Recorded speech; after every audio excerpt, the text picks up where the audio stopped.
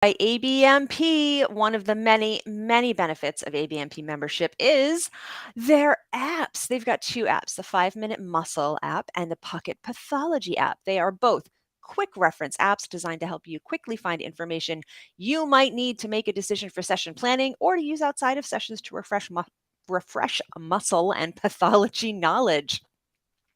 5-Minute Muscles includes muscle-specific technique and palpation videos. I use these at least once a week in my practice for the 83 muscles most often addressed by professional MTs. They use progressive web app technology to take up less space on your device, which is sweet. These apps are included with your ABMP membership.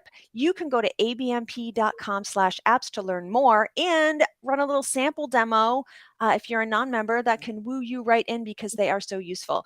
Again, that's abmp.com/apps.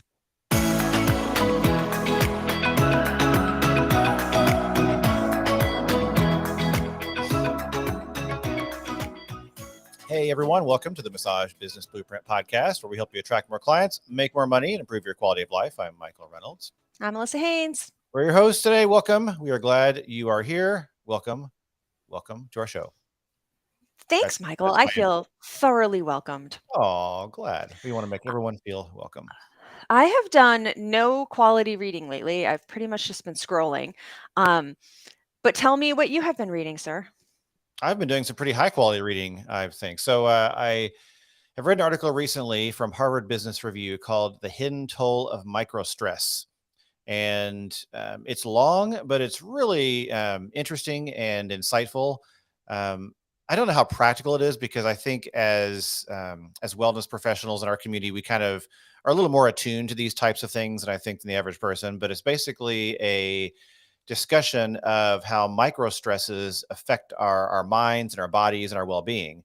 And it kind of describes micro stresses as things that cause stress in our lives that aren't these big, obvious kind of generalized things we think of as stress. Like we think of stress as like, oh, car accident or death in the family or some kind of major event that causes stress and anxiety. And those are things we can kind of point to and clearly say, oh, that's stress. Like I've got stress in my life, it's easily identifiable.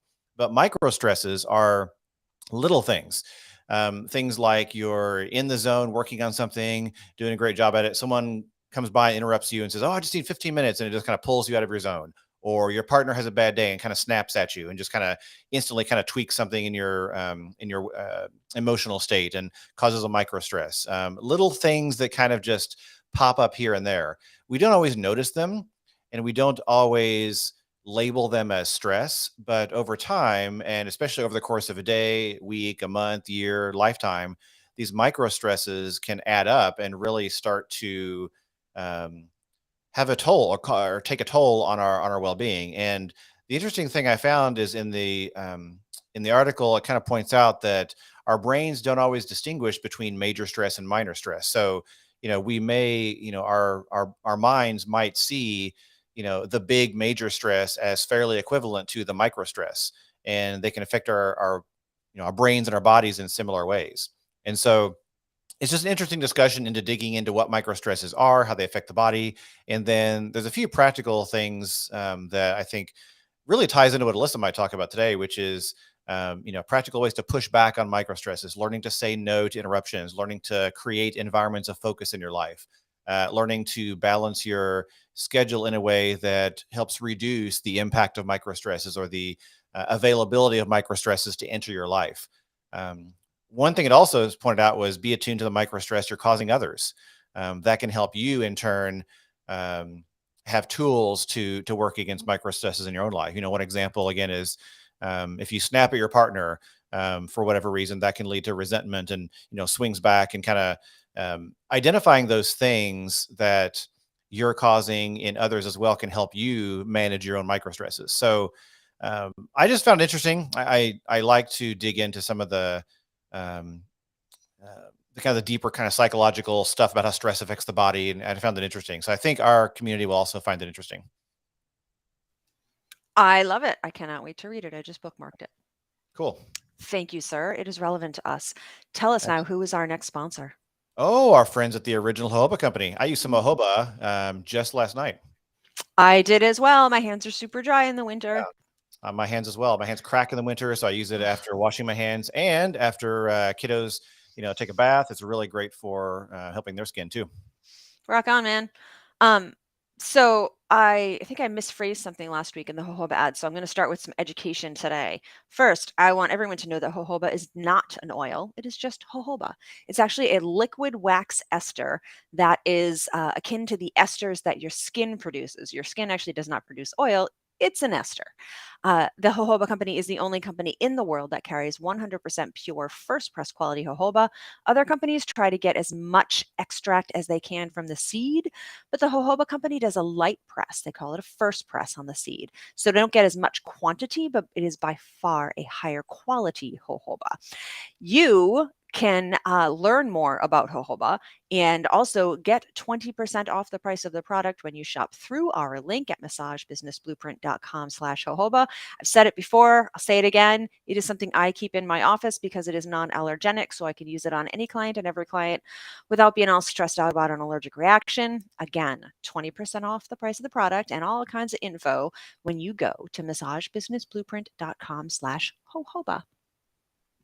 All right. I love that this wasn't planned, but what you're talking about today kind of ties in a little bit to what I talked about earlier. So this is kind of cool. So um, I think the title of your discussion today is One Thing at a Time. One thing at a time. And nowadays I don't ever miss an opportunity to tell people about my dog. So let's talk about my dog. My dog's name is Rusty Freckles, and he is half beagle, half cattle dog, Australian cattle dog. And he's my first dog, so pretty much I had no idea what I was doing. And I did not know that I was going to spend multiple hours of my day playing fetch with a frisbee. Well, he doesn't really fetch and bring it back. He catches it and then drops it and then puts something else in his mouth, and then you have to just throw 3 frisbees and 5 balls to one side of the yard, and he tags them more than catches them. And then you have to go to that side of the yard and just throw them all to the opposite side of the yard. And you have to do this for 45 minutes at least twice a day to get his energy out. Because he's a cattle dog, he's a working dog. And if he does not work for a certain amount of hours a day, he is a nightmare. So anyhow, that's my dog, Rusty Freckles. I was doing a thing with him the other day, doing this frisbee thing. And I was getting extremely bored because 45 minutes at a time and getting all my steps in though. But I gathered all 3 of the frisbees. They're like these canvas frisbees with like a stiff rim on them. They're not like hard frisbees. And I grabbed all 3 of them at once and I threw all 3 of them at once. And he caught exactly 0 of them. And then I was like, he can't even catch one. And then I threw one at a time, and he actually caught each one in his mouth 3 in a row. And it's so cute. He jumps up and he does this little mouth thing, and sometimes he catches them with his paws and puts the frisbee in his mouth. It's freaking adorable. And then he drops it and carries on with his life. And I tried it again. I threw 3. He couldn't catch any of them. I threw 1, caught it every time. And I'll be darned if this isn't a metaphor for business, people. You got to focus on one thing.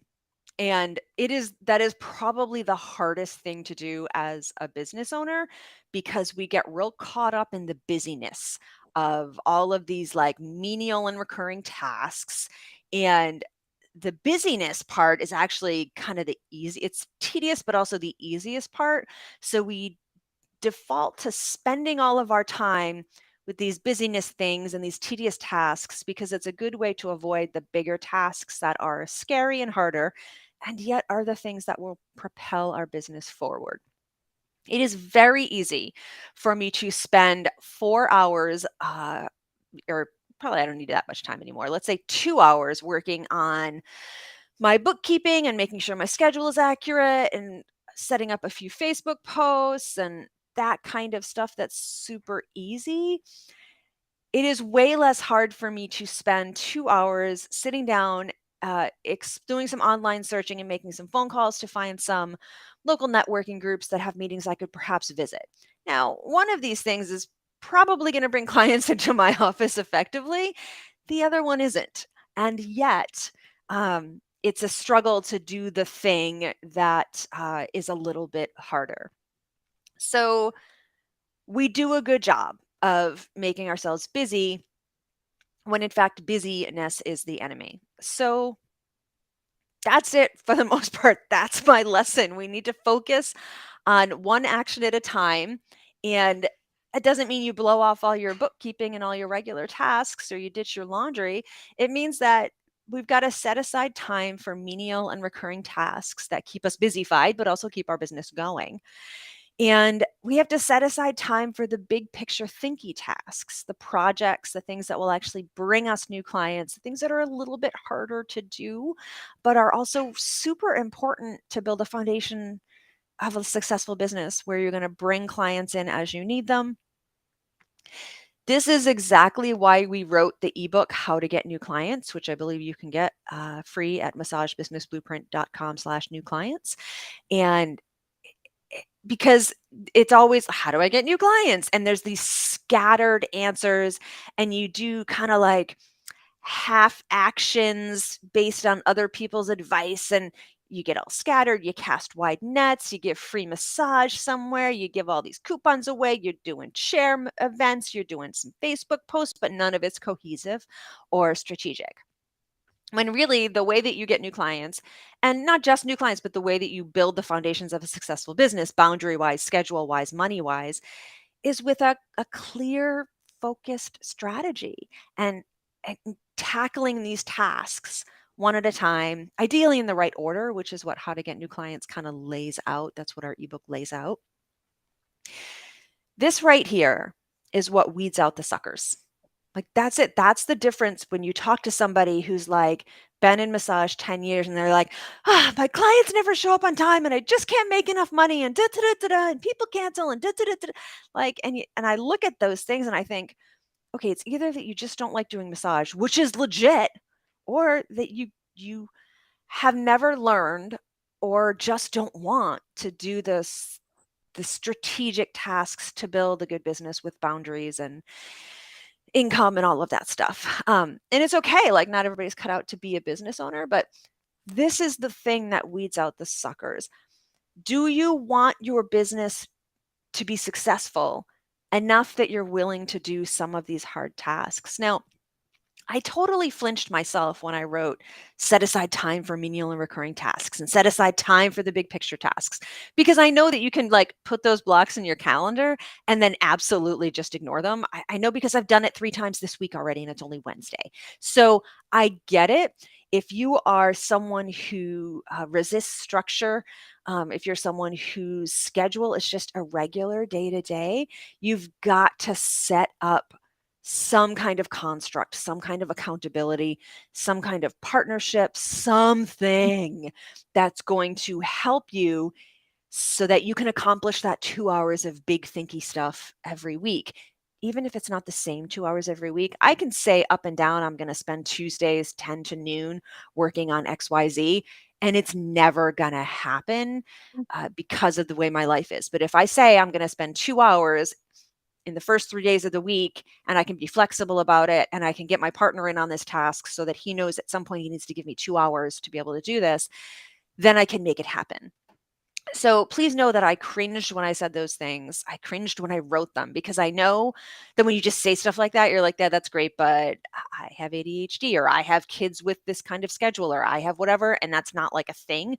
But you don't have to do that exact thing. You have to figure out how to make that thing work for you. That's what makes a successful business owner. And if that means that you can't be a solo business owner, that's what that means. I could not be a solo business owner of this whole blueprint thing. Like, I spent what, 6 years on my own, 5 years on my own, trying to like make it work and make it a thing. And it did not properly become a thing until Michael became my partner and I had an accountability situation going on, where someone else was counting on me to get certain bits of work done, or we would crash and burn. So I say this as someone who needs that. Like, Michael's an upholder. He can say he's going to do a task and then he can do it. That does not work for me. So anyhow, sorry, I went off on a tangent about that because I want you to understand that I do grasp that, like, just making a note in your calendar is not going to work for everybody. So, But being able to set aside some time and in some way getting these big thinky tasks done, looking at how you need to network, setting up a bookkeeping system so that you're not always confused about your money, taking a lesson on whatever, XYZ, learning how to update your website. These are like big foundational things. If you can set aside the time to do them, it's a huge deal. And that's the difference between like running a business and letting the busyness of a business run you. That's it. That's the witty thing I'm ending with. I really am done, Michael. Yeah, I struggle with this too. I struggle with it because I'm very addicted to like quick action payoffs. Like, hey, let me get this thing done. Let me knock this task out. Like, I'm very task oriented, and that often is the enemy of big strategic, focused thinking about one thing. So I struggle with it too. I'm with you. Good to know. That actually Great totally advice. made me think of another quick tip that I want to share with people. So I'm making a note of that. Okay, Oh, you. who's Two our next two zero sponsor? from me. Oh yeah, before we get there, our newest sponsor is Jane, an all-in-one practice management tool. So tell us all about Jane. Jane is indeed a complete practice management software designed to help practitioners grow and manage their practices. They do this with all kinds of helpful features like online booking, scheduling, billing, and charting. Whether you are working solo or in a large multidisciplinary practice, no shows and late cancellations are the thing that we face. Jane offers several tools to help you prevent and manage those no shows, including the ability to save a credit card on file, send out unlimited text and email reminders. And I just want to say that since Jane joined us as a sponsor, we have had at least 3, maybe 4 Blueprint Premium members or pardon me, Mastermind community members who were like, I use Jane and it's the best thing ever. And they're like raging about how good the customer service is. It's just awesome. So you can learn more about Jane's helpful features at jane.app, jane.app. Listeners can also mention the podcast at the time of sign up for a 1-month grace period applied to their new Jane account. Thanks, Jane. Is that code still MBB1MO? Yes, it is, but they didn't put it in our copy for the second month of scripts, so I haven't been saying it. So I don't know. We'll try it. Hopefully it works. There you go. Sorry, Jane, I'm confused. Just All let right. them know you're coming from us. MBB1MO should do it. If not, there you go. All right, quick tip time. You've got 2, I've got 0. I'm just going to kick back and learn. What you got? Okay, so I joined an online community and course for dog training. This is a very dog heavy episode. I apologize. And okay, so far I'm loving it. It's like this woman named Susan Garrett, and it is the most like structured and organized online like course and community that I have ever seen. Like total life goals here. They've got moderators for the groups. They answer questions quickly. They have thought ahead on every question you could ask. And it's really well organized. Anyhow, if you got a dog and you need training, let me know. I'll send you a link. So one of the things I noticed though was when I went to like the first lesson, there's always like a video and then there's a downloadable PDF, and I'm watching the video and I realized it didn't have captions built in. And that is a pet peeve for me. I really need to hear it and I need to read it in order for me to absorb it and remember anything. So I emailed their help and I was like, hey, your videos don't have captions. Is that coming soon? And I asked that question and I got like an automated email back that was like, hey, we're going to get back to you on the next business day, because this was like Saturday night or something. And which, tells you how great my Saturday nights are, that I'm spending them on a dog training course. So I got an email back that was like, hey, we're going to answer your question on the next business day. However, you mentioned this, and we have a help article about this. And it led me right to a help article on this course's like website or FAQs that said, did you know you can get live captions in the Chrome browser? Which I did not know you could do. It's a thing. Use live captions in Chrome. It's like a little extension. You just select to use it in your settings. I put the link in the show notes here, but you can also just Google live captions in Chrome. And you turn it on, and then whenever there's any video on your screen, the captions automatically pop up. And if you don't need them, you can X them out. They're pretty accurate. So yeah. Anyhow, Really cool. yeah, I had no idea this was a thing. So thank you, Chrome. I'm still annoyed that these people who made this amazing course that is so well organized couldn't be bothered to do captions, but they also do a lot of other stuff, and this is a thing that's available, so I'm going to cut them some slack. So that's my first quick tip. My second quick tip is So I have spent the last couple of days around the house. My partner's gone for the week. I've had the kids a few days. I've had not the kids a few days.